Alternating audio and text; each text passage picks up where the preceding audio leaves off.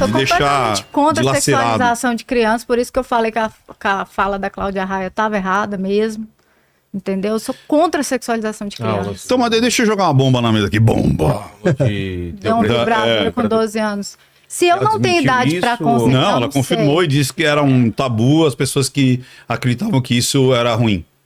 Eu acho que se você não tem idade para consentimento legal em relação a sexo, que é até 14 anos, de acordo com a lei, então você não tem. Ah, é para conhecer o corpo. Tudo bem, eu sei que tem gente que com 11, 12 anos vai aflorando mesmo os hormônios, etc e tal. Mas assim, isso é um processo, eu acredito, eu vejo isso como um processo natural do corpo humano. Eu não preciso fomentar uma sexualização de Ou alguém. acelerar, né? Não, eu sou contra, assim, com todo o respeito. Mas a gente falando desse lance da mentira, a gente sabe, e de novo, não é para ficar disputando quem tem mais ou quem tem menos, mas a gente sabe que o antagonismo existe e não é por isso que ele está desvalidando o real. Mas a gente sabe que tem muita gente que acusa por ressachar, ou por quero acabar com o outro lado, e uma das formas é essa. Esse caso, por exemplo, que além da filmagem, tinha desenho. E aí aquele lance do lúdico, vou desenhar. E aí, Vilela, o desenho jogar também no seu colo. Cara, era completamente diferente o traço da criança e o traço que foi colocado em cima. Então tinha o desenho da criança. Primeiro que o desenho da criança estava muito estranho, porque se você dá um papel para uma criança desenhar, pô, você tem filho. Você tem filho?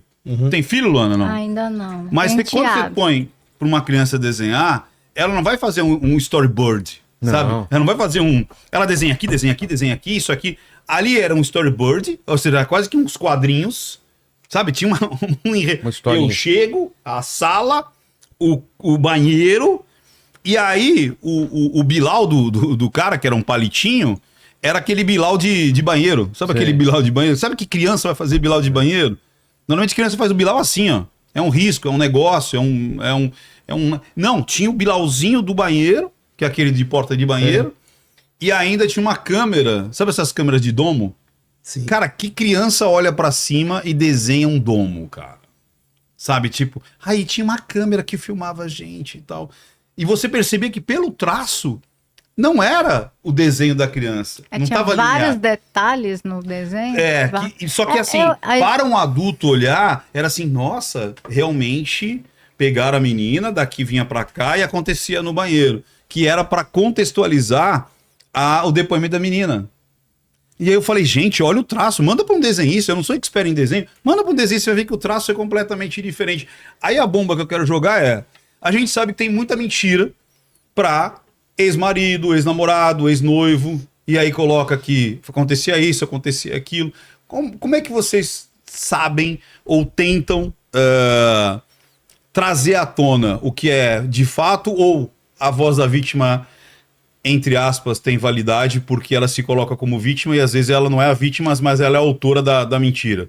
Em crimes sexuais, o depoimento da vítima, a declaração da vítima tem muita força. Até porque, como eu falei, é praticado a dois, no local escondido, não tem testemunha, não tem imagens, em regra. Então a palavra da vítima ela ganha uma grande força.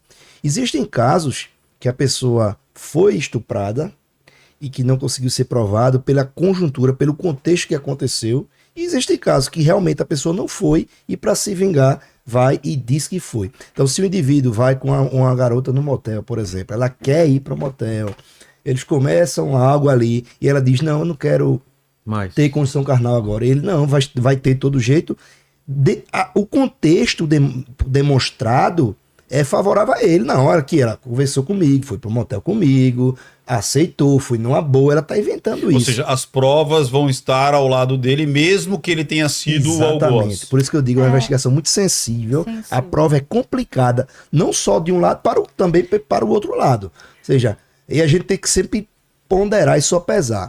É importante que a gente não deixe uma pessoa vítima de um crime desprotegida e o indivíduo não seja preso, mas também não é coerente uma pessoa estar presa por um crime gravíssimo sem ter praticado. Conta-se o dia seguinte, porque muita gente a gente vê, tipo assim, pô, você tá dizendo que você foi abusada ou você ter um momento traumático, e aí sai com as imagens de segurança, ou chegando em casa, abraçando, mandando, e aí, tudo bem? Saudade. Então, assim, eu vou falar algumas coisas, assim. O Ricardo, ele lida muito com a exceção. E aí, quando você lida muito com as exceções, você acaba tendo isso como algo... Eu não acho que é por maldade, né? Quando você lida muito com exceção, você começa a achar que isso é a regra. Mas o que eu posso te dizer é que tem muito mais estupro sem ser denunciado do que falsas denunciações de estupro. Notificado, inclusive, porque, né? Porque a moça realmente não vai. Não vai. Porque é um processo, Ricardo, Doloroso, muito... inclusive. E assim, em que a maioria das vezes não acontece essa ideia.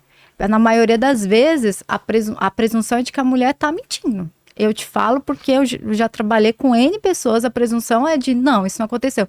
Porque o estupro é algo tão é violento. É isso, sabe? Porque é tão junta o violento. carnal e o psicológico ao mesmo tempo. Que a gente custa acreditar que aquilo realmente tenha ocorrido. E assim, é um processo muito, muito estigmatizante para a mulher. Quando aconteceu a mudança da lei, que transformou o crime de estupro em um crime de ação penal pública incondicionada, eu era contra. Como é que traduz pra gente? Antigamente, o crime de estupro, a mulher tinha que representar pelo estupro para que o estupro fosse, o processo corresse. Se ela não representasse, não haveria crime. A gente já teve... Ela podia dispor, né? Se queria ou não queria que o processo... A gente já teve bizarrices no Brasil. Inclusive, se o Código Civil previa que se a mulher aceitasse casar com um estuprador, ele seria perdoado. Né? Isso lá, né? Eu lembro de não, mas isso saiu recentemente, tá? Do Código Civil. Não é algo muito antigo, não. Então, assim... Agora, independente dela querer ou não, o crime vai seguir. O Ministério Público pega. Vai denunciar. E aí você fala assim, ô Luana, mas você defende tanto mulher, por que você é contra? Porque eu sei o processo. Porque eu sei como o processo é. Porque eu sei quanto o processo é estigmatizante. E no Brasil, todo mundo sabe. Na dúvida, né? Você absolve o réu. Então não é que a mulher precisa provar que foi estuprada. A defesa só precisa trazer uma dúvida para o cara ser absolvido.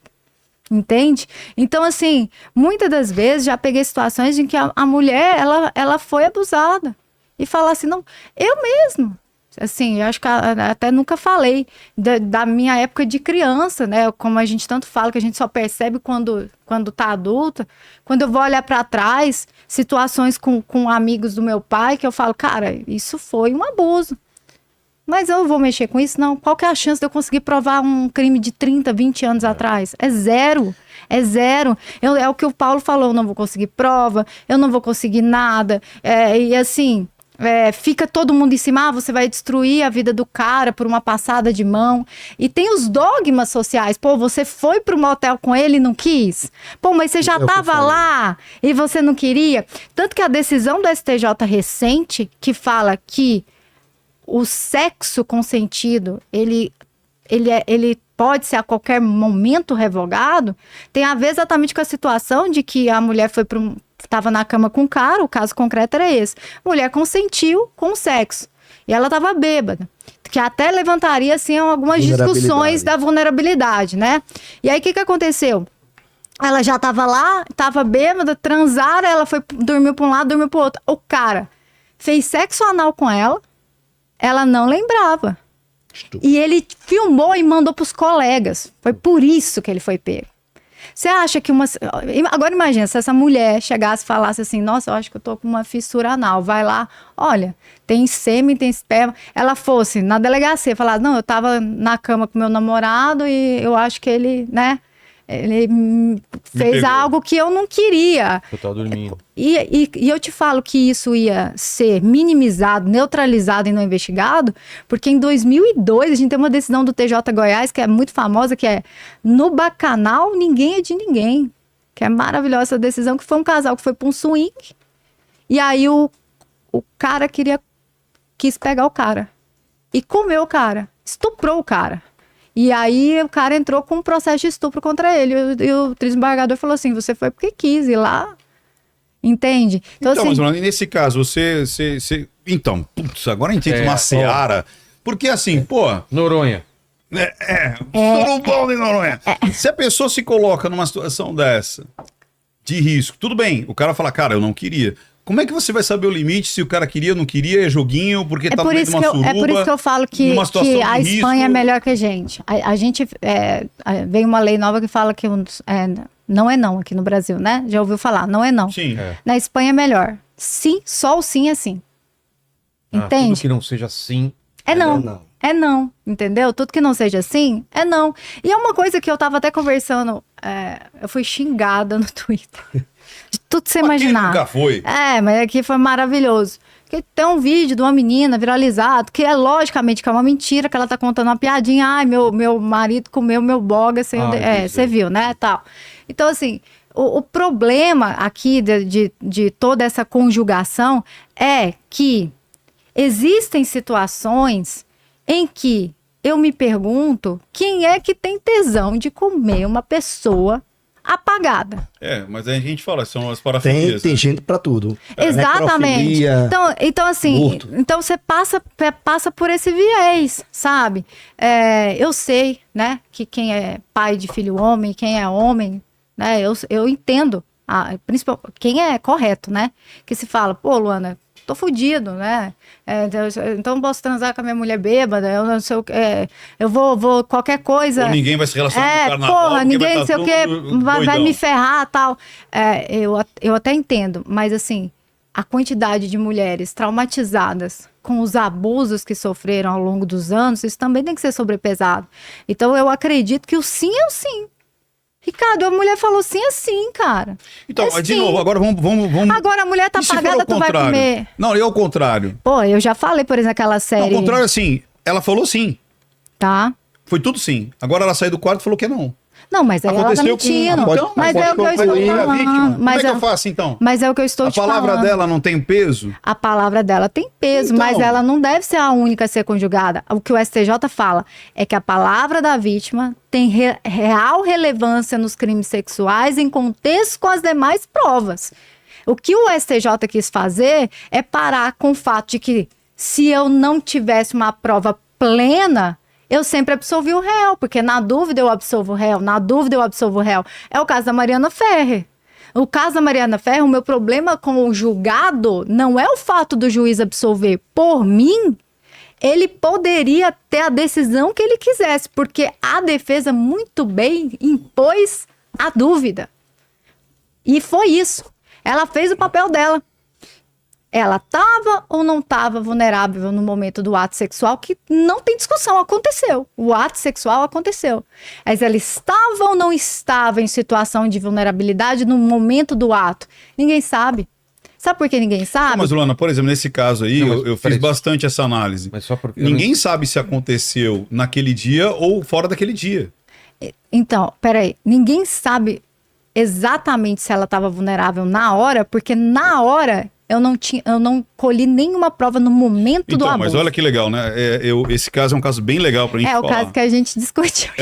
Por quê? Ela sai, ela desce, ela tava com o André Aranha, que na realidade ela achou que nem era o André Aranha, era o cara da Globo. Ela achou que não era ninguém, viu? Não, ela achou que era o cara da Globo. A mãe, eu vi. Ricardo, você leu o processo? Eu li Então ela chega na delegacia. A mãe falou assim, eu afirmo que era o cara da Globo, sim. Tudo bem, mas ela chega na delegacia falando isso? Na hora da ela decisão... ela chega na delegacia falando o quê? Pois ela não sabe, mas depois ela fala que era. Então como é que é isso? Ela chega na delegacia falando assim, a minha filha foi drogada, ela era virgem, o body dela tem sangue, eu acho que ela foi estuprada. A mãe dela. Tanto que o delegado respondeu na corregedoria... Delegado não, um policial... Porque ligaram e pediram, a mãe dela liga e fala assim, eu preciso da polícia, e aí não vai. Aí ela, ou seja, ela não chegou lá com... Eu não vou entrar nem nesse mérito, Ricardo, de ser o fulano, de ser o ciclano, de ser o beltrano. A mãe falou com todas as letras depois nos depoimentos. Não, depois. Então. Eu tô falando no primeiro momento. Porque depois quando viu que não dava, porque o cara já tinha saído... Não, mas olha então foi o cara que era amigo dele. Como que chegou no cara que era amigo dele? Porque não conseguiram mostrar que era o herdeiro da Globo. Porque como ela que falou chegou assim, nele, Ricardo? Porque ele tava lá, no camarote. Os dois estavam lá no camarote. Ele vai e eles são parecidos, inclusive. Eles são parecidos, Ricardo. Ele vai na delegacia e fala que nunca viu a menina, não conhece a menina. Direito de mentir. Direito é dele. Aí, você sabe, Paulo, da história? Ele vai. Mas olha que é interessante dessa parte do vulnerável. Eu quero chegar nessa parte do vulnerável. Aí ele faz assim, não sei o quê. A delegada pega o corpo dele. E aí fala assim, o DNA e bate e dá positivo. Aí sim que ele inicia a defesa. Cara, eu não tô falando nada. Às vezes, de fato, ele não tivesse condições de saber que ela tava vulnerável. Que é isso que ele falou. Tanto é que ela faz o check-out daquela casa.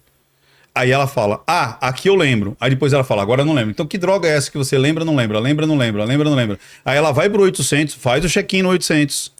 E aí mostra que ela tá com o vestido íntegro. E aí quando ela põe os vestidos... Mas vestido íntegro é uma coisa... Tem na imagem. Então, é o que eu tô falando. Aí depois quando ela mostra o vestido todo zoado e fala, então entrega o vestido. Ela não quer entregar. Por quê? Porque nas imagens o vestido estava íntegro. Mas, Ricardo, o negócio do vestido íntegro dela é porque eu não tô aqui pra fazer defesa dela. Pelo contrário, eu falo processualmente do caso. Não falo... eu critico essa questão do vestido íntegro porque nem todo sexo ele precisa rasgar sua roupa pra ser estupro. Então, mas ela mostra rasgado. Esse é o problema. Então, mas assim, a questão que eu falo lá do caso da Mariana é que o juiz absolve ele falando que não havia, que ela não estava vulnerável porque o teste dela deu negativo. Com droga. Teste que foi feito 2 dias depois. E ela chamou Uber, ela conseguiu digitar a placa. Não, mas é o que eu tô falando. Processualmente. Ela digitia, depois corrigia as palavras. Processualmente, ele absolve porque o laudo é negativo. E é o que eu falei, esse laudo não serve para dizer que não houve vulnerabilidade, porque é um laudo que foi feito muitas horas depois do ocorrido, porque houve uma série de erros.